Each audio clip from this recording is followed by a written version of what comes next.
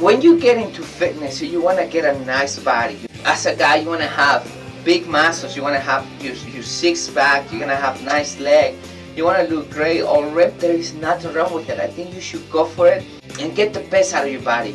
Push very hard, do your best, set up your goals. Don't stop dreaming and get that body. And whatever you want to get, a new career, you want to become a millionaire, whatever it is that you want to do, but make sure it's what you want and get the best out of your body. If your body is a small frame and you're pushing very hard, you want to be huge, but you can't compare yourself with somebody who has a bigger frame. Your body is just a small frame. You're going to get the best out of it. You're going to look ripped and your body's going to shine because that's you. The other person is having a difficulty probably losing weight even though it has a bigger frame and he's going to have bigger muscles, but that person is going to work in his body. He's not